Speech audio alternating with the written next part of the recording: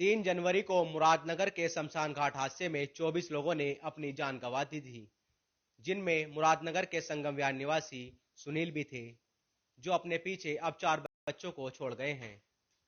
हालांकि सरकार ने मृतक परिवारों के जख्मों पर मरहम लगाने के लिए तमाम तरीके की घोषणाएं की हुई हैं, जिसमें 10 लाख रुपए का मुआवजा, सरकारी नौकरी और बच्चों के बालिग होने तक पढ़ाई का खर्च सरकार उठाएगी। साथ ही तमाम योजनाएं देने का भी सरकार ने वादा किया है।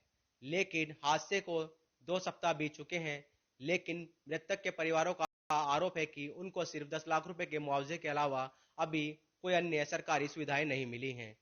मृतक सुनील की पत्नी हमारे साथ मौजूद है, उनसे बातचीत कर लेते हैं कि आखिर वो हादसे के बाद सरकार द्वारा दी जा रही घोषणाओं से कितने संतुष्ट है और उनको कितना सरकार द्वारा जो आश्वासन दिए गए थे, कितनी योजना का लाभ इनको मिल चुका है अभी तक। जैसे कि हमने आपसे बातचीत की थी, आपने बताया कि 10 लाख रुपए का मुआवजा मिला है, इसके साथ ही कौन कौन सी योजनाएं मिली हैं अभी?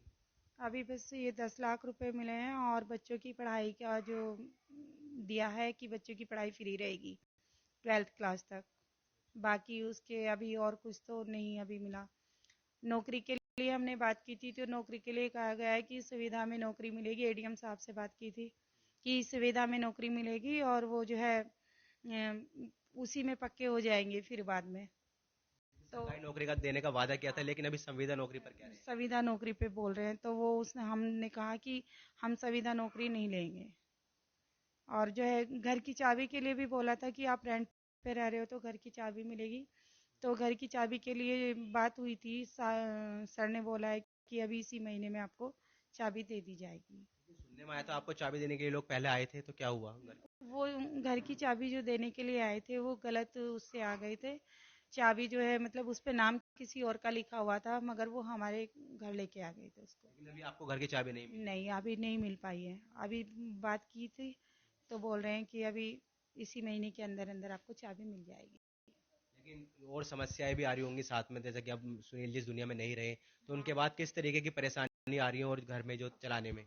वो तो बच्चों को देखो आप समझ सकते हैं कि जब बाप नहीं होता है सिर पे तो बच्चे कितने परेशान होते हैं। और औरत को भी घर कितना मुश्किल हो जाता है चलाना। तो वो सब परेशानियां तो है ही जो हम झेल रहे हैं। लेकिन सरकार ने कहा है कि सरकारी नौकरी जो मृतक परिवार हैं, उनके परिजनों को इनकी योग्यता के अनुसार सरकारी नौकरी दी जाएगी, जो जितने क्वालिफिकेशन होगा। तो अगर आपकी क्वालिफिकेशन की बात करें तो कितनी क्वालिफिकेशन है आपकी? ये मेरे पेपर जो गए हैं वो बीए तक के गए हुए हैं। मैंने ऐसे तो मैंने डबल एमए किया हुआ है पर मेरे पास डॉक्यूमेंट्स नहीं है। मैं निकलवाने की कोशिश कर रही हूँ उनको भी अगर निकल जाएंगे तो। नहीं तो मैंने बीए तक के मैंने दिए हुए हैं अभी अपने। फैसला क्या है आपने कि आप ही जॉब करेंगे, कि आपको कोई बड़े बच्चा जॉब करेगा? नहीं नहीं मैं खुद जॉब करूंगी क्योंकि मेरा बच्चा इस लायक नहीं है कि अभी जॉब कर सके। लेकिन आपने प्रशासन के अधिकारी जब सरकारी नौकरी की बात की तो संविदा पर नौकरी देने के लिए कहा है। हाँ जी एडीएम से जो बात हुई थी उन्होंने सुविधा की बात की थी। आप संतुष्ट है संविदा पर नौकरी करने के लिए? नहीं हम उसे नहीं करेंगे। मना कर दिया था आपने? अगर हम संविदा की नौकरी लेंगे 15 से 20 हजार के बीच की नौकरी होगी वो हम प्राइवेट भी कर सकते हैं। एक तरह से ठेकेदारी होती है संविदा। वो तो हम बाहर भी कर सकते हैं उसको। तो आप चाहते हैं कि आपको स्टार्टिंग से ही सरकारी नौकरी में रखा जाए? यही चाहते हैं कि अगर नौकरी दें तो सरकारी चाहिए हमें। संविदा में हम नौकरी नहीं करेंगे। और जो घर का किराया है वो खुद ही दे रहे हैं आप लोग अभी, लेकिन अभी हाँ आवास नहीं जी मिला है? अभी हम खुद ही दे रहे हैं। तो अभी कुछ कहना चाहेंगे सरकार से? कोई दिक्कत आ रही है प्रशासन की तरफ से या आपकी कुछ नहीं मांग हो? बाकी हमें कोई दिक्कत नहीं है। हम ये कहें कि हमें कोई दिक्कत है। सरकार जो भी मदद करेगी सोच समझ के कर रही है वैसे तो। पर हम ये चाहते हैं कि हमारी जो सुनवाई है वो जल्दी से जल्दी की जाए बस। हम यही चाहते हैं। सभी को इंसाफ मिले आप लोग? हाँ जी बस सभी को जो भी मैं ये नहीं चाहती कि एक मुझी को मिल जाए। मैं चाहती हूँ हमारे साथ में जितनी भी बहनें हैं उन सबको बराबर हिस्सेदारी मिले और जल्दी से जल्दी उनकी सुनवाई भी हो।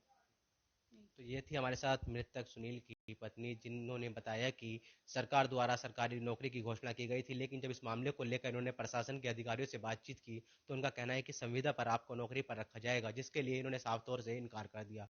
इनका कहना है कि सरकार से गुजारिश करते हैं कि इनको शुरुआत से ही सरकारी नौकरी में रखा जाए। वसीम अहमद, ईटीवी भारत, मुरादनगर, गाजियाबाद।